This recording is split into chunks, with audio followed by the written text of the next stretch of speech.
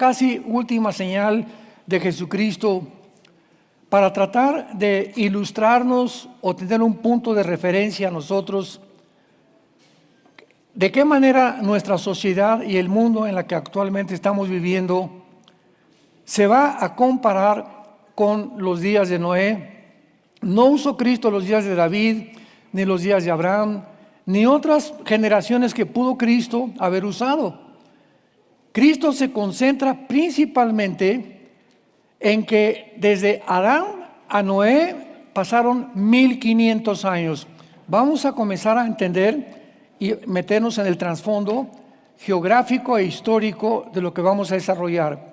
De Adán a Noé transcurrieron casi 1500 años, con una maldad extrema. O sea, lo vamos a ver de una forma muy, muy profunda.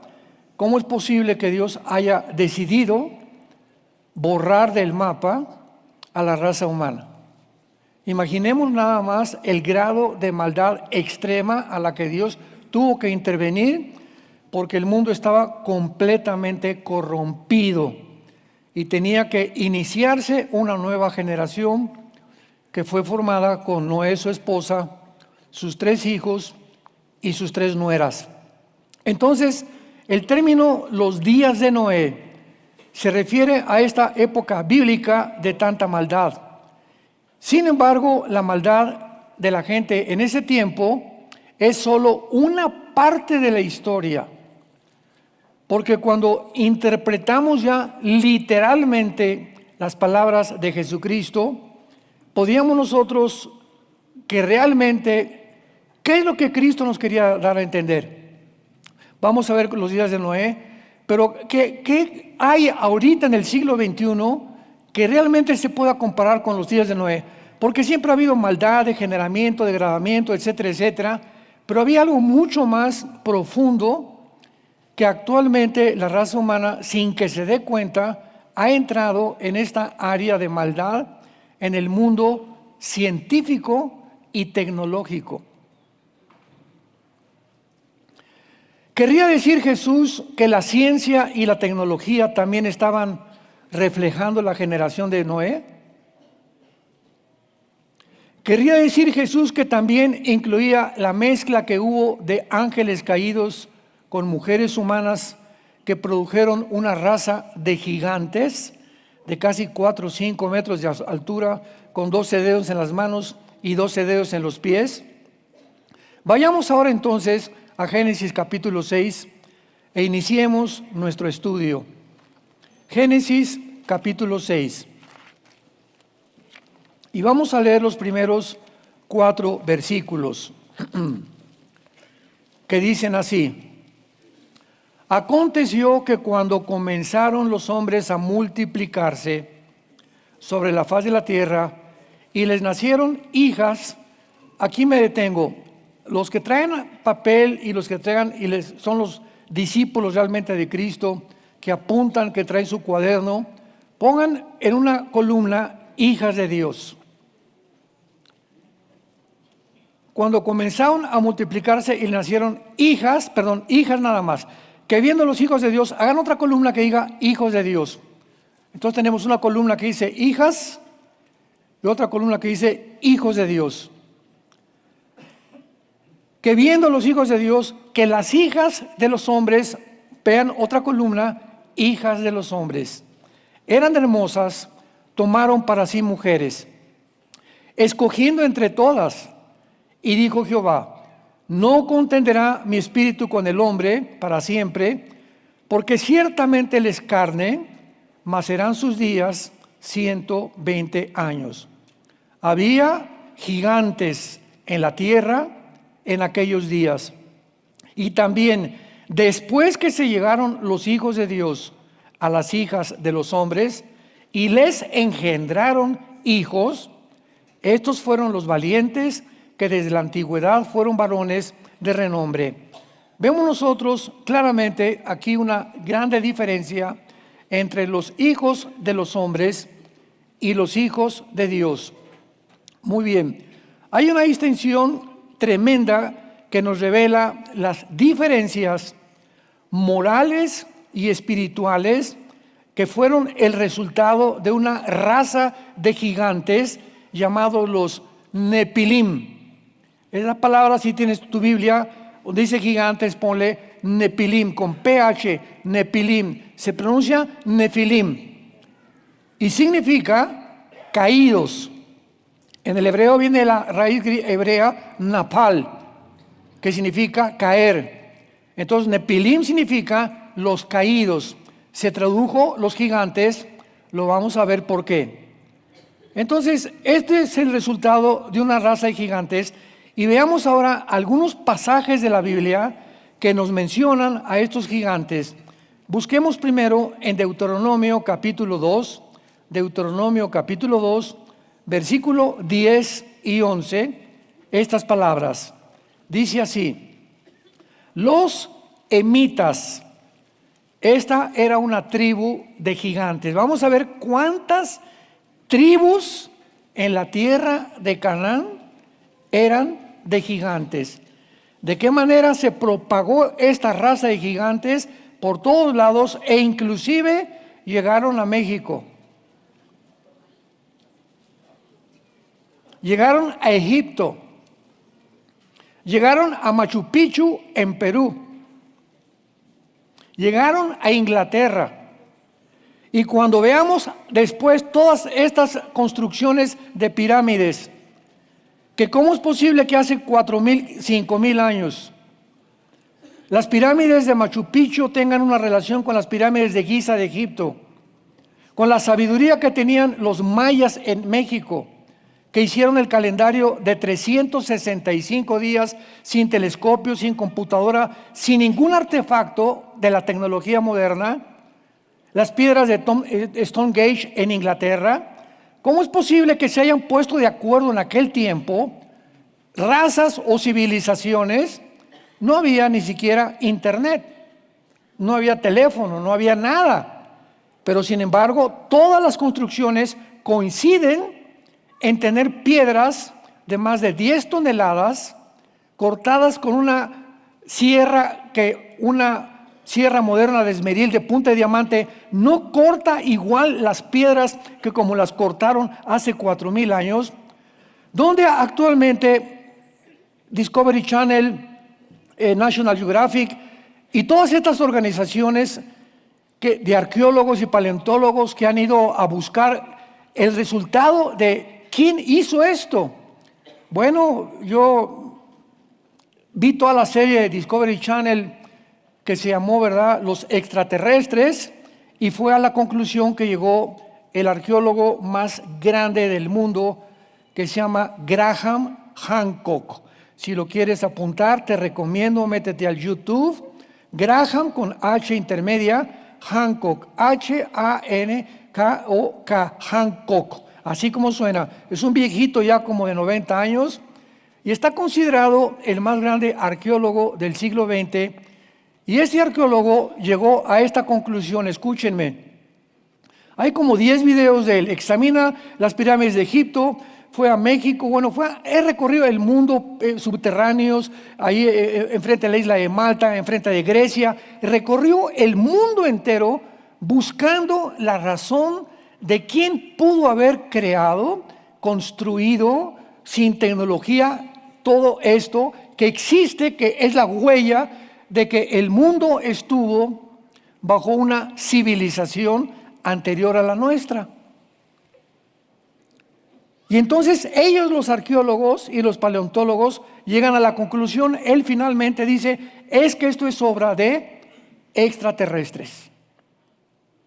O sea, de alguna manera vinieron entidades espirituales al mundo y le impartieron este conocimiento a los seres humanos de cómo hacer esto, porque era imposible, ¿verdad?, que las pirámides de Giza con piedras de 12, 15 toneladas las pudieran juntar. Ni siquiera en el Cairo, en Egipto, había esas piedras. O sea, ¿de dónde las trajeron? ¿En carretilla de las que hacen aquí en Tlalnepantla o en dónde? Bueno, todo esto es tan interesante, pero sin embargo, hermanos en Cristo, damas y caballeros, ¿qué es lo que ha pasado y por qué se nos ha ocultado esta información? ¿Por qué todas las fosas que han encontrado de huesos de gigantes, las han ocultado.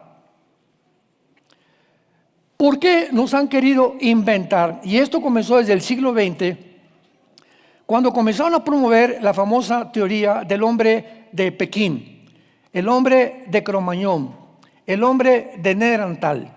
Y esos hombres que decían, es que ya se descubrió el eslabón perdido.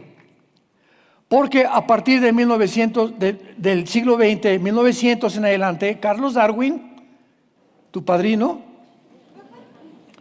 comenzó a postular de que el ser humano venía de una evolución de animales. Y que desde la amiba, ¿verdad?, se produjeron todo lo que venimos, todos somos el resultado de una evolución fortuita y accidental.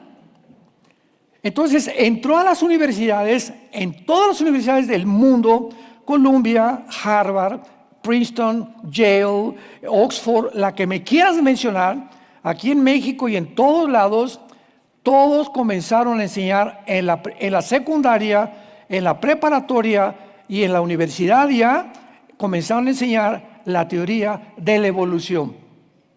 Comenzaron a sacar revistas que se atrevieron así de este tamaño a poder decir que la evolución era científica. De ese tamaño era la mentira. Y nunca se imaginaron que ya en 1860 un hombre llamado Gregorio Mendel había descubierto las leyes de la herencia y mezclando ciertos chícharos se descubrió que había algo que se transmitía de una semilla a otra semilla y que era exactamente del mismo color, pero cuando quería cruzar una semilla con otra semilla de otro árbol, por ejemplo, una uva, semilla de uva, con una naranja, ya no podía funcionar. Había algo que estaba impidiendo la mezcla de dos semillas. Bueno, se enterró estos conocimientos de este científico y llegamos a 1954. En 1954 del siglo pasado, dos científicos llamados el doctor Crick, con CK Crick, y el doctor Watson, les dieron el premio Nobel de Medicina por descubrir la molécula del ácido desoxirribonucleico. En otras palabras, el ADN o el DNA en inglés. Y estos científicos ganaron el premio Nobel de Medicina el siglo pasado porque descubrieron que es imposible la mutación de una especie a otra especie, que es lo que están esperando, el eslabón perdido. Entonces, si tú mezclas el esperma de un caballo con una burra o cruzas a un caballo con una burra, ¿qué nace? Una mula. ¿Por qué? Porque se violó una ley genética que ya se expuso abierta y científicamente al mundo. ¿Y qué fue lo que nació? Una mula. Pero el resultado de la mula es que es híbrida. ¿Por qué? Porque ya no se puede reproducir. Y es increíble que la Biblia comience en la primera página de la Biblia, Génesis capítulo 1, del 11 al 12, que Dios comienza este libro maravilloso estableciendo, postulando las leyes de la herencia. Veamos rápidamente, ahorita regresamos a Deuteronomio, Génesis capítulo 1. Vean ustedes qué maravilloso libro tenemos en las manos. La primer página de las Sagradas Escrituras. Esto para que se lo muestres a tu maestro de historia que todavía cree en Chita. Dice el versículo 11, Génesis 1, versículo 11. Después dijo Dios, produzca la tierra hierba verde, hierba que dé semilla, árbol de fruto que dé fruto según su género. Vayan subrayando según su género. Que su semilla esté en él sobre la tierra, y fue así. Produjo pues la tierra hierba verde, hierba que da semilla, según su naturaleza. árbol que da fruto, cuya semilla está en él, según su género. Y vio Dios que era bueno, y fue la tarde y la mañana, el día tercero. Dios puso aquí hace aproximadamente 3.500, 4.000 años que se escribió el libro del Génesis por Moisés, estas leyes inexorables que hasta el siglo pasado las descubrimos. Una uva tiene semilla y tiene la uva un código genético, la semilla de la uva, con las facultades de la uva para crecer, el color que va a tener la uva, las características y minerales que la uva debe tener y todo aquello que la uva te puede servir para tu cuerpo. La semilla de la naranja tiene características, ¿verdad?, de vitamina C, etcétera, etcétera, la del chabacano, y todas, absolutamente todas las frutas tienen una semilla, ¿correcto? Y ninguna semilla se puede mezclar con la otra. No puedes mezclar una semilla de la naranja con una semilla de la uva porque va a resultar algo híbrido. Entonces vemos que esto es lo mismo en los animales. El esperma de león nunca va a producir caballos. Los equinos, o sea, los caballos, van a ser percherones, cuarto de milla, caballo árabe, por lo que tú quieras, pero son equinos. Los perros van a producir perros. Nunca un perro se va a cruzar con una gata. Porque aún los pelos de la gata y los pelos del perro o los pelos del caballo tienen el código genético ADN, que impide la mezcla de dos espermas. Y esto derrumbó completamente la teoría de la evolución. Y le agregamos que la segunda ley de la termodinámica, que se llama la ley de la entropía, esto es en la física, son las leyes más importantes de la física. Si nos están escuchando ahorita genetistas, biólogos, estamos hablando ciencia, no ciencia ficción como la pandemia, Estamos hablando ciencia. Las leyes más grandes de la física son la primera y la segunda ley de la termodinámica. Y la segunda ley que establece que todo tiene un proceso de descomposición, todo se está oxidando, todo se está echando a perder, todo tenemos que pintarlo, nuestro cuerpo está muriendo todos los días celularmente. El mismo sol pierde millones de toneladas de masa cada minuto, cada segundo. Hay estrellas que volteamos al cielo y vemos la luz, pero ya no existen esas estrellas, ya desaparecieron. Lo que nos alcanza a llegar es la luz nada más. Todo en el universo está bajo una ley que físicamente se llama la ley de la entropía. Y la Biblia, hace 2000 años, le llamó la ley de la corrupción. Romanos capítulo 8. Todo está bajo una ley que todo tiende a corromperse. Tu carro tienes que cambiarle el aceite, tienes que pintarlo, tu casa también. Todo absolutamente está en el universo envejeciéndose o echándose a perder. Esto impide la evolución. O sea, la evolución habla que vamos de menos a más, ¿verdad? Es evolucionar. Y la misma ciencia y la Biblia nos habla que es al revés, vamos de más a menos. Porque ese conocimiento que tenían hace 4.500 años los hombres, no pudo haber sido el hombre de Pekín, ¿verdad? Ni el de Cromañón, ni el de Neandertal, porque se descubrió en el Museo Británico de Historia en Londres de que todos estos disque huesos que encontraron, que era el hueso de un animal junto con el hueso de uno, con el húmero de un hueso humano, produjeron el hombre de Pekín, eran fraudes intelectuales. Fueron fraudes intelectuales todos, que los inventaron para poder respaldar la teoría de la evolución. Entonces, el mundo se llenó de mentiras como estamos actualmente llenos de mentiras. ¿Por qué han ocultado los huesos de los gigantes? ¿Por qué han ocultado todo lo que estamos viendo nosotros? Por una simple y sencilla razón. Si el mundo descubre que hace 4.500 años el hombre más inteligente No era el cavernario Galindo, ni tampoco venimos ¿verdad? De las grutas de Cacahuamilpa tampoco, no salimos de ahí tampoco. Y que tuvieron la capacidad de inventar, como los mayas, un calendario de 365 días que sobrepasa la capacidad del mundo científico del siglo XXI de poder desarrollar algo sin telescopio, sin calculadora, etcétera, etcétera.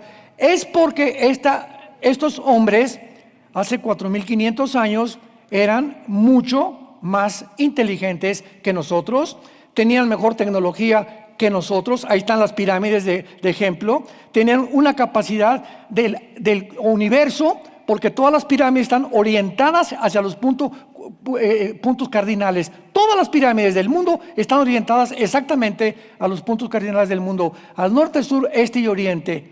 ¿Cómo pudieron ellos lograr esto sin tener la capacidad que tenemos nosotros? Entonces, no eran tan brutos como creíamos. Entonces, ¿de dónde sacaron al hombre de Pekín, al hombre de Cromañón? Y que vamos evolucionando. Si tú vas al Museo Británico de Ciencia Natural en Londres, mi esposo y yo estuvimos, ¿sabes?, como 8 o 10 años ahí. Todo el primer piso del museo en Londres, todo el primer piso está dedicado a la evolución. Y cuando entras, ves un cráneo chiquito, luego uno grandote, luego otro así como huevo para atrás, y otro, y te dice el museo, todo esto es la evolución. El hombre estaba así, parece el de chango, y era uno de chita, pero clarísimo que era de chita. ¿Qué de hombre ni qué de hombre? Pero todas puras mentiras. Y el guía que nos llamó, yo le dije, ¿cómo pueden ustedes propagar tantas mentiras cuando contradice la misma ciencia? Y se volteó a mí y me dijo, mire, si no le guste, le devolvemos su dinero y ságase el museo.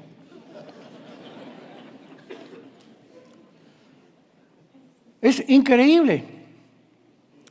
Y hasta ahorita, en el siglo XXI, ya con la tecnología que tenemos y todo, se están descubriendo cosas, y Dios, el Espíritu, nos está iluminando más y más en la Biblia para que podamos estar apercibidos y podamos estar preparados para la generación que viene detrás de nosotros. Que tal vez nosotros seamos la última generación, y para que ya no seamos engañados. Ustedes no son hijos de las tinieblas, le dice Pablo a la iglesia de Tesalónica. Somos hijos de la luz, y es hora que despertemos. ¿Cómo nos engañaron con la pandemia? ¿Cómo fue posible que pudieran atreverse a mezclar la ciencia con la mentira y la gente se tragara la mentira y lo creyéramos? ¿Cómo es posible que el mundo haya llegado a ese punto? Es que esto es la repetición, como dijo el escritor Agustín Laje, ¿verdad?, a un libro que acaba de escribir que se llamó Generación de Idiotas. Así se llama su libro. Y él explica que la palabra idiota no es una grosería, viene del griego y es una persona que una vez que comete un error, lo sigue cometiendo 2 veces y 3 veces y 4 veces. Y en el griego, cuando tú haces y repites lo mismo, eres un idiota.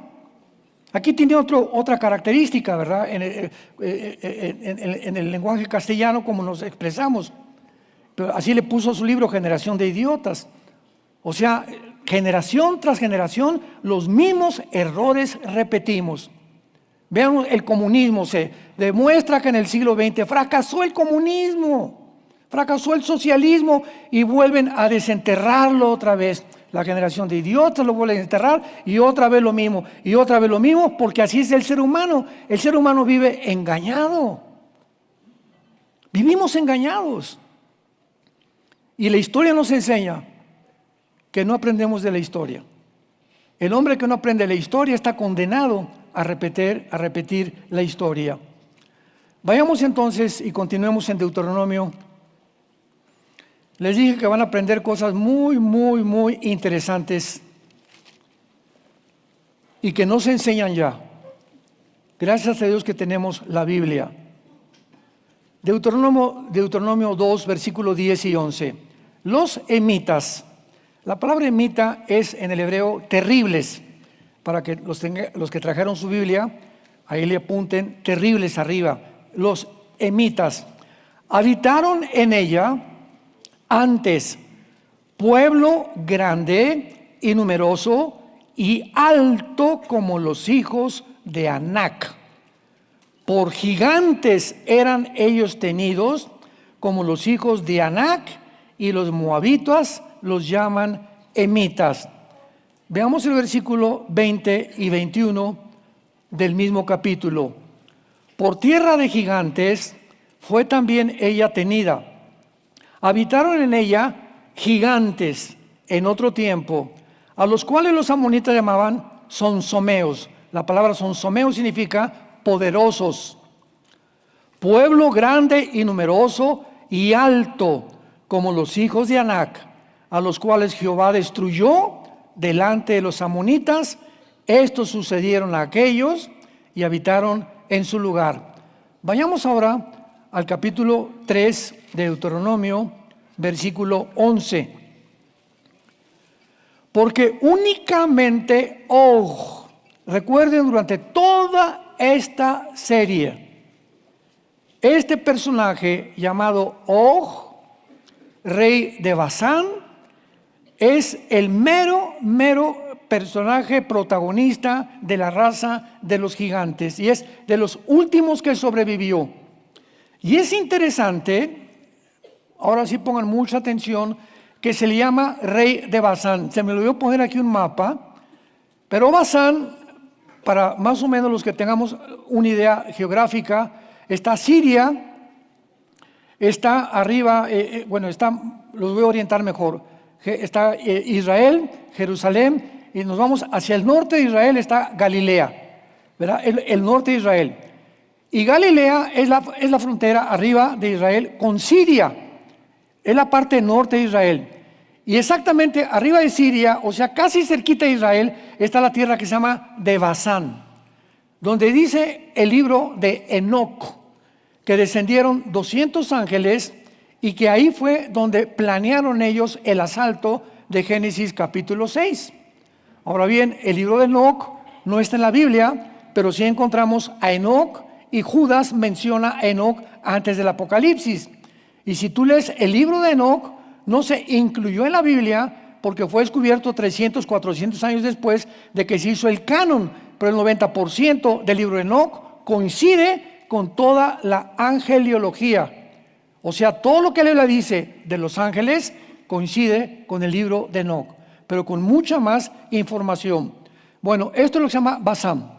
Entonces Basán está cerca del monte Hermón, y el monte Hermón es el monte claramente donde estos ángeles descendieron.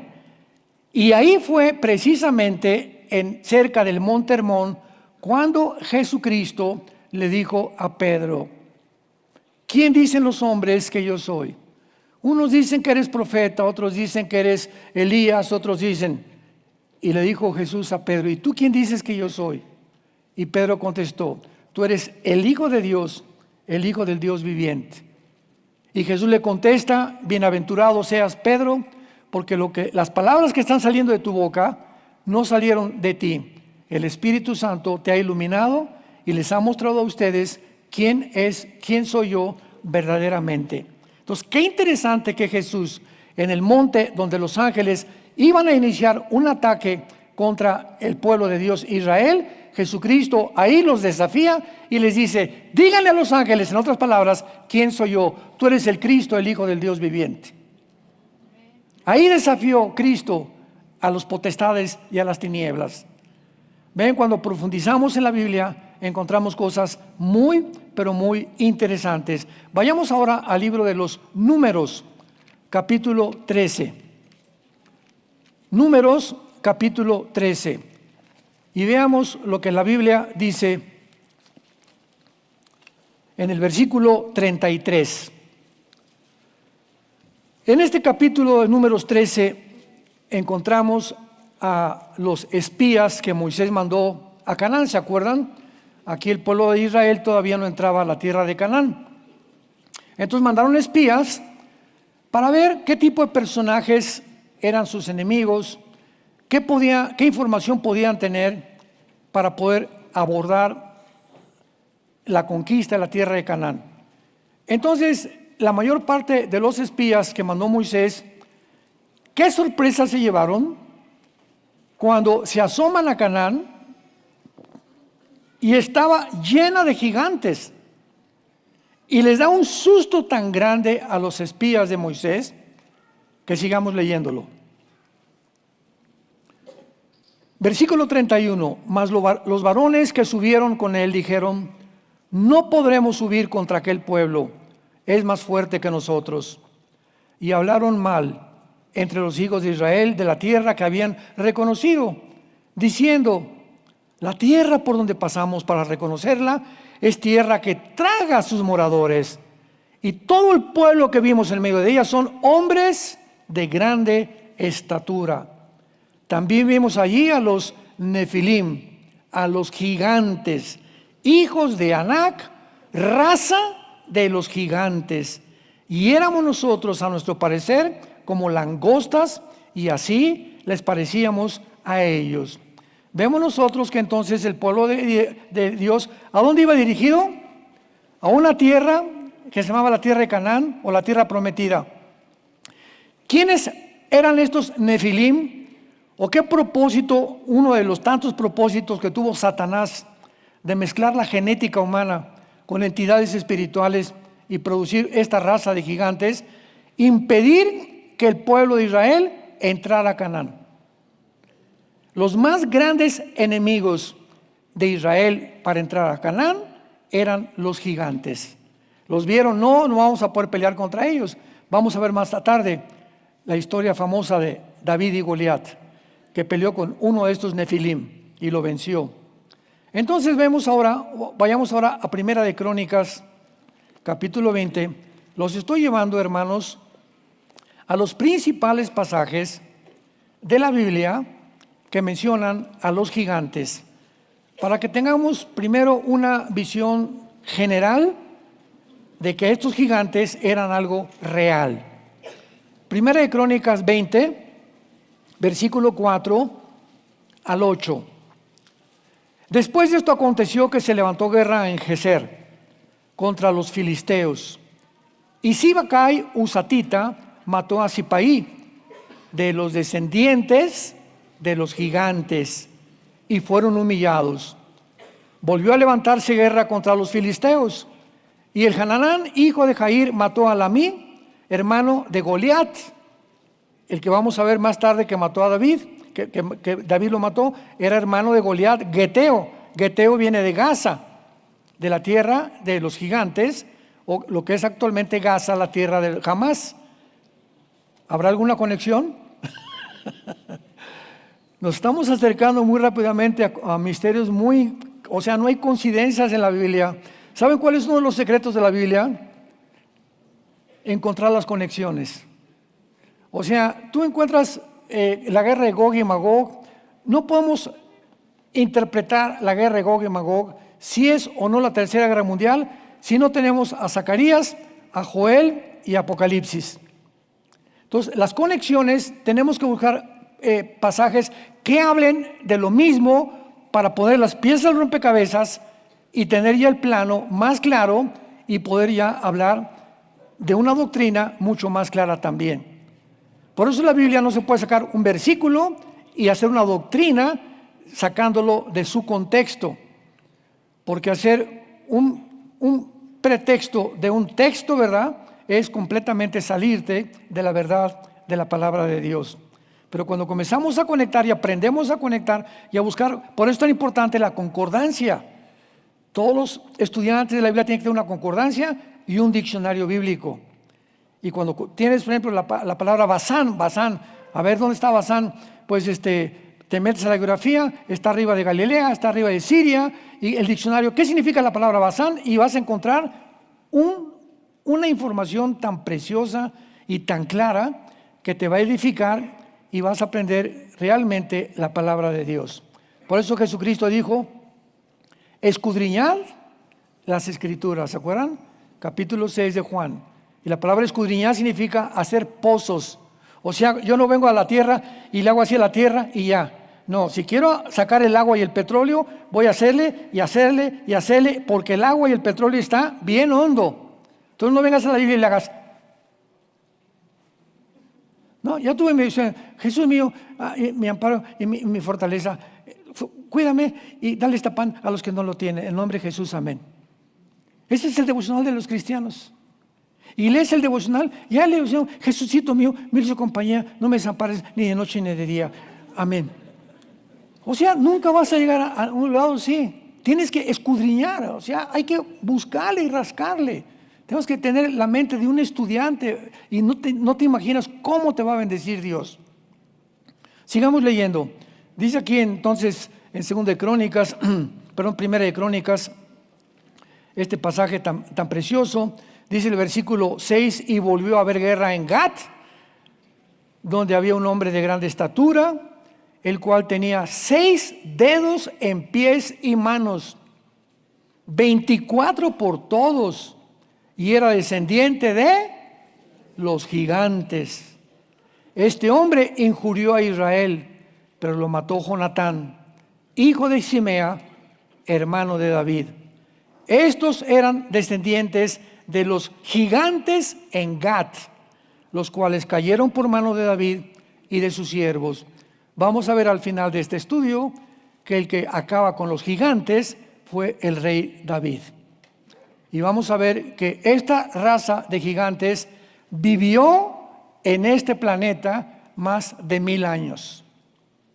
Este planeta estuvo habitado por más de 1000 años por gigantes que tenían un conocimiento adquirido por los ángeles, como lo vamos a comprobar poco a poco, escudriñando también la arqueología. Muy bien. Ahora regresamos a nuestro capítulo de Génesis, capítulo 6, y dice la Biblia que menciona o describe un término, los hijos de Dios. Viendo los hijos de Dios que las hijas de los hombres eran hermosas. Muy bien. Estos hijos de Dios, ¿cómo sabemos que no eran humanos? Bueno, en primer lugar, no dice, hay una distinción entre los hijas de los hombres, los hijos de los hombres, la palabra hombres en el hebreo es Adam, Adham, y la palabra hijos de Dios es Ben Elohim, en el hebreo, que significa hijos del Altísimo, hijos de Dios. Entonces, en la Biblia encontramos este término que únicamente en el Antiguo Testamento, únicamente hijos de Dios se refiere a los ángeles. Vayamos rápidamente al libro de Job. Todo esto es el inicio de la explicación de esta serie que van a seguir ustedes en YouTube si les interesa seguirla. Y veamos en Job capítulo 1, versículos 6 y 7, estas palabras. Un día vinieron a presentarse delante de Jehová. ¿Quiénes? Los Ben Elohim, entre los cuales vino Satanás. Y dijo Jehová a Satanás, ¿de dónde vienes? Respondió Satanás a Jehová, de rodear la tierra y andar por ella. Capítulo 2 de Job, versículo 1. Aconteció que otro día vinieron los hijos de Dios para presentarse delante de Jehová. Y Satanás vino también de entre ellos, presentándose delante de Jehová. Vemos nosotros ahora en Job 38, saltémonos al capítulo 38 de Job, versículo 4 al 7. ¿Dónde estabas tú? Le está preguntando Dios a Job. ¿Dónde estabas tú cuando yo fundaba la tierra? Házmelo saber, si tienes inteligencia. ¿Quién ordenó sus medidas? ¿Lo sabes?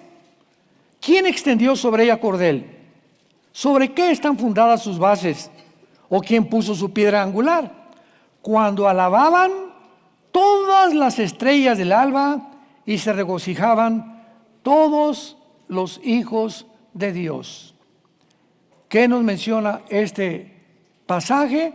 Que antes que Dios creara a la raza humana en nuestro planeta, donde estamos, ya existían Jailel o Lucifer, como se le llama en el hebreo, a Lucifer, y los ángeles que después se rebelaron la tercera parte contra Dios. Pero cuando Dios estaba formando la tierra y los ángeles vieron, Dios les permitió y les dijo, mira, a la tierra, no voy a decir que aparezca la tierra y que aparezca el sol. Dios no es así. Dios les dijo a los ángeles, esta tierra tiene que tener medidas. Tiene una medida perfecta la tierra. Dice, cuando trazaba yo cordel sobre ella. ¿Por qué incluye estas palabras el Espíritu Santo cuando Dios trazaba metro midiendo la tierra? Y la tierra va a tener un movimiento de 24 horas sobre su eje, permanente, nadie la va a empujar, va a ser algo milagroso. Y la voy a lanzar 365 días alrededor del Sol para que haya 4 estaciones de acuerdo a su cercanía o lejanía del astro solar más grande de nuestro sistema solar. Entonces, todo esto lo vieron los ángeles. Imagínense el conocimiento que tienen de nosotros. Y cuando Dios crea a Adán y Eva, ¿quién estaba ahí de chismoso? El mismo Lucifer, ¿verdad? Satanás. Y ya Satanás tenía un conocimiento impresionante ¿de qué?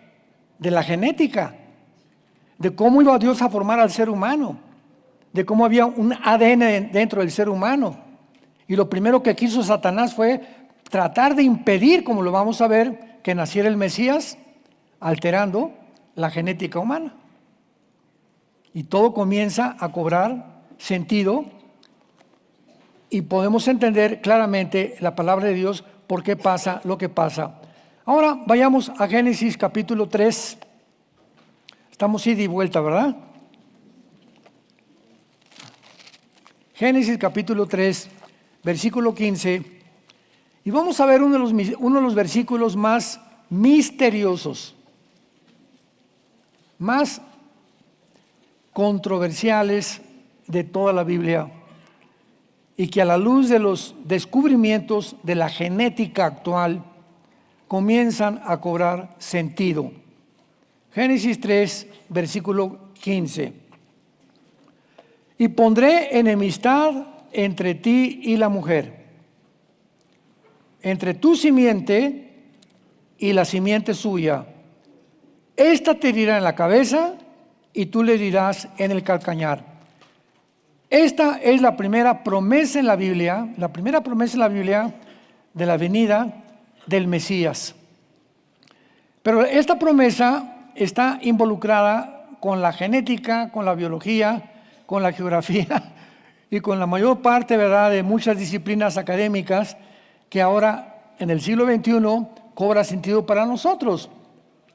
Para poder entenderlo esto, necesitamos un poquitín del significado de las palabras originales hebreas, porque esas son las que nos dan muchísima más luz acerca de lo que está queriendo decir la Biblia. En primer lugar, dice Dios que iba a poner enemistad. Es la palabra Eva, con B grande, no con B chica, con B grande a Eva en el hebreo, así Eva, que significa un pleito o envidia continua durante toda la historia. Va a haber una guerra continua entre toda la historia. Veamos en primer lugar, ¿entre quién y quién? ¿Quiénes van a ser los contrincantes? Ojo, va a haber una guerra continua entre Satanás y las mujeres. Va a haber una guerra continua entre Satanás y la mujer.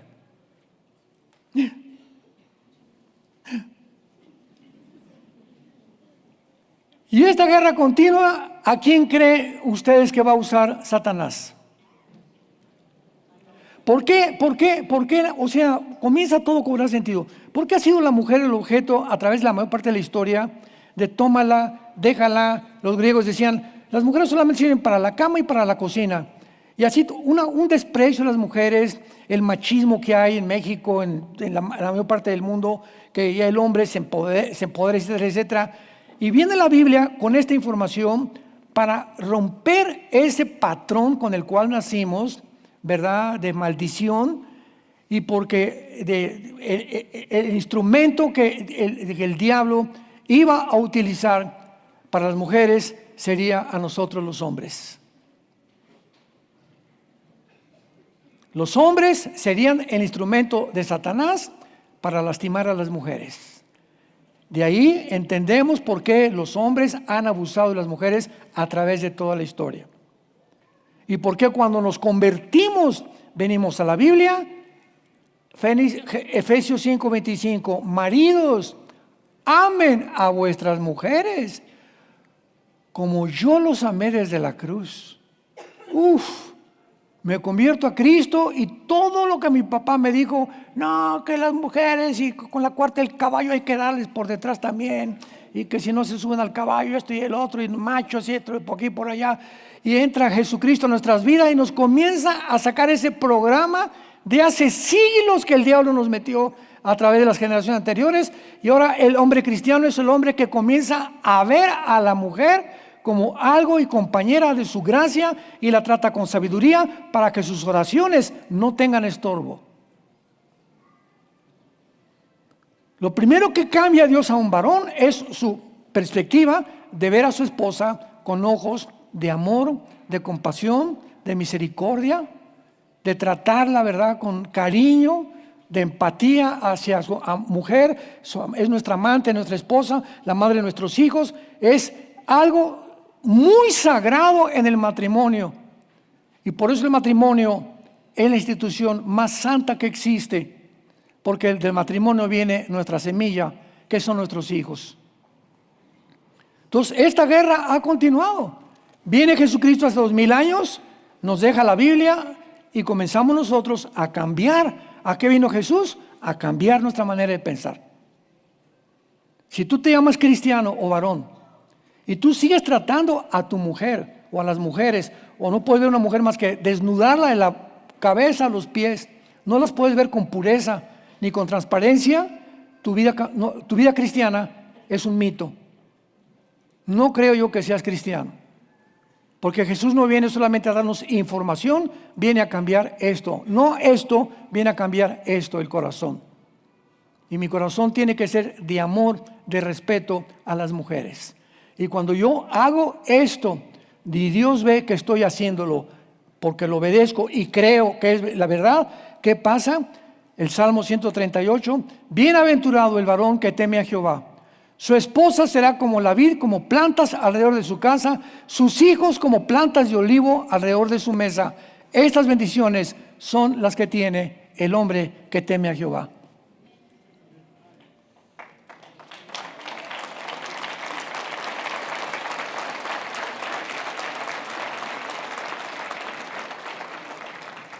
Escúcheme, varones. Primera de Pedro 3:18. Memorízalo y pon un cuadro ahí, pégalo arriba de tu cama. Primera de Pedro 3:18. Varones, amad a vuestras mujeres con sabiduría, tratando a la mujer como vaso más frágil, para que tus oraciones no tengan estorbo. Mientras Dios vea que tú no tratas a tu esposa, o una relación equivocada que el varón tenga con su esposa, dice Dios, no me vengas a pedir nada. Ay, Jesucito mío, sana mi pancita, sana mis ojos, dame un mejor trabajo, hoy prospérame en trabajo. Nada. Que nada. Vaya con su esposa y pídale perdón y humíllate con ella y te voy a bendecir. Pero esto va más profundo todavía. Esta enemistad vendría porque, y lógico, ¿de quién nació el Mesías? Pues de una mujer. De una mujer. Entonces, esta guerra, ¿verdad?, continúa. Viene el Mesías, nace el Mesías y nos da el conocimiento del Nuevo Testamento, donde los apóstoles ya nos describen lo que es el matrimonio. Y por cierto, tengo buenas noticias. El seminario de matrimonios del año que entra, que hacíamos en la Riviera Maya, lo vamos a hacer del 8 al 11 de octubre en Juruquilla, Querétaro, para que puedan ir. Ya le cambiamos.